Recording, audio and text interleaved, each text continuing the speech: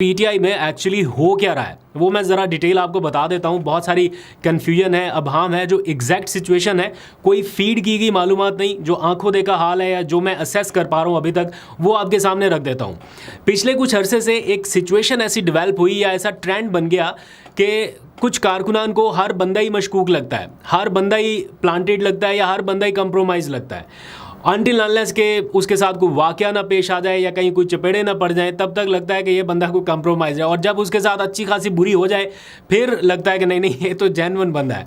तो अपनी लॉयल्टी साबित करने के लिए आजकल जो पैमाने हैं ना वो बड़े बदल गए हैं। तो पीटीआई के लोगों को खासी मुश्किलात का सामना है इस सिलसिले में भी। तो इस वक्त पीटीआई की जो मौजूदा क़यादत है उसको लेके एक बहस पहले से ही जारी थी, जिसमें गुज़िश्ता रात उमर अयूब के इस्तीफ़े की खबरों के बाद काफ़ी तेज़ी आई है। फिर कुछ चैनल्स भी ऐसी भरपूर सनसनी वाली खबरें चला रहे हैं और मैं जानता हूं कि कैसे वो खबरें चलती हैं।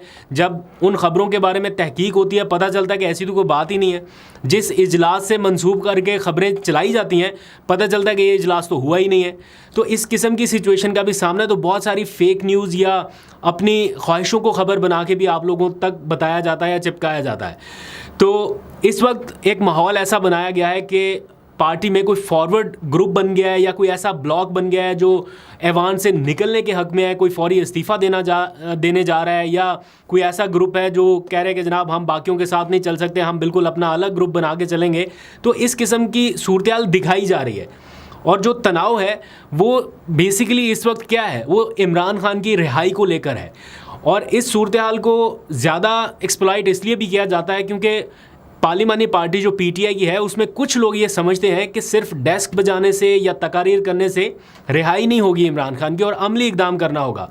उसके लिए चाहे ऐवान से निकलकर मुस्ताफ़ी होना पड़े, वो जज्बात में ये बात कह जाते हैं कि भले ये भी करना पड़े तो करने के लिए तैयार है। और कुछ लोग ऐसे हैं जो चाहते हैं कि नहीं अभी मामलात अफ़ाम व तफ़हीम से हल की जाए। ये दोनों तरफ की आरा है, ये ज़ाती आरा है, लेकिन इसको जब ग्रुपिंग से लिंक कर दिया जाता है कि जैसे कोई एक ग्रुप दूसरे ग्रुप के अगेंस्ट खड़ा हो गया और अभी कुछ होने लगा, तो उससे बड़ा अभाम पैदा हो जाता है। कुछ दिनों से शहरियार अफरीदी, शानदाना गुलजार और इन जैसे एक दो और लोगों का नाम ले लेकर भी बाकायदा ये खबरें चलाई गई कि शायद ये किसी ग्रुप का हिस्सा है। ऐसा मैंने ना तो देखा है ना कोई ऐसी एग्जैक्ट सिचुएशन है, बल्कि दर हकीकत ये लोग इमरान खान की रिहाई के लिए कोई मौसर मजबूत किरदार अदा करना चाहते हैं और किसी ग्रुपिंग का कोई हिस्सा नहीं है एग्जैक्टली। लेकिन चूंकि पार्टी के अंदर ये आवाज़ उठाते हैं या ज़रा ज़्यादा वोकल हो जाते हैं तो इसलिए कुछ अनासर ऐसा तासुर देने की कोशिश करते हैं। बल्कि मेरी तो शहरियार अफरीदी से बात भी हुई, उनका ख़ुद का फ़ोन आया जब ये ख़बरें चल रही हैं इस हवाले से, तो उन्होंने भी ये सिचुएशन बड़ी सीरियसली डिस्कस की कि हम इमरान खान के अगेंस्ट जाके कोई ग्रुप किस तरह से बना सकते हैं। और वो इस किस्म की ग्रुपिंग को या इस तरह की चीज़ों को वो ना सिर्फ कंडेम कर रहे हैं बल्कि वो कह रहे हैं कि इससे ज़्यादा मतलब अब मैं वो लफ्ज़ नहीं यूज़ कर रहा, मतलब उन्होंने इस चीज़ को बहुत बुरा कंसीडर किया कि ये इमरान खान की रिहाई के लिए आवाज़ उठाना तो अलग बात है, लेकिन पार्टी के अंदर कोई ग्रुप बना लेना तो वो किसी सूरत इस हक़ में है ना, उन्होंने किसी तरह से कोई ऐसी अटैम्प्ट की है। अब आ जाइए, इस वक्त माहौल क्या है या तनाव क्यों है। इस वक्त जो पार्टी को छोड़कर जाने वाले लोग हैं ना, वो पार्टी में वापसी के लिए कोशिश कर रहे हैं और जिन्होंने मुश्किल वक्त में रेजिस्ट किया है वो ऐसे लोगों की वापसी के हक़ में नहीं है।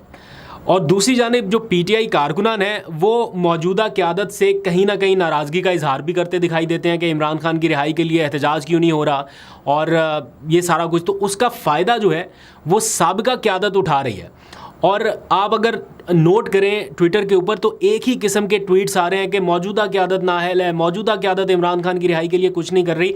सिमिलर काइंड ऑफ वर्ड्स हैं, एक ही जैसी लाइंस हैं और ये साबिक़ा क़यादत की जानिब से मुसलसल हो रहा है।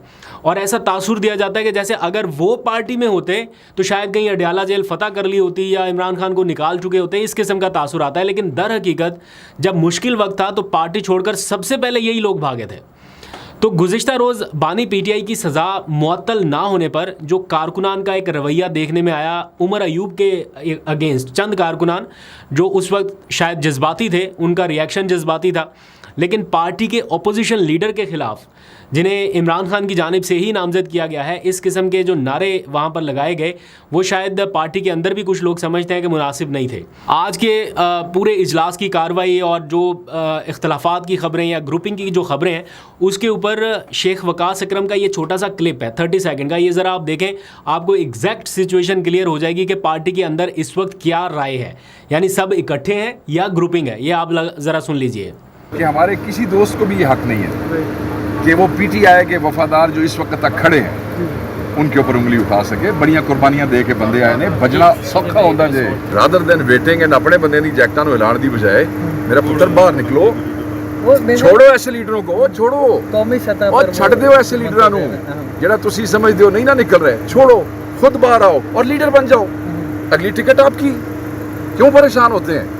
सो मैसेज ये है कि खान सब का है कि आज भी अंदर जो सारा ही जो लोग कहते थे फलाना इधर फलाना उधर, कौन था? सब इकट्ठे थे, सब लगे हुए थे। किसी ने खान यार और जेड़े बंदियां ने सिर्फ खान की तस्वीर दे उत्ते लड़ाइयां लड़ लियां ने, आप क्या कहते हो कि वो सिर्फ छोटी छोटी फूल जड़ियों के पीछे अलहदा हो जाएंगे? बच्चियां गल्लां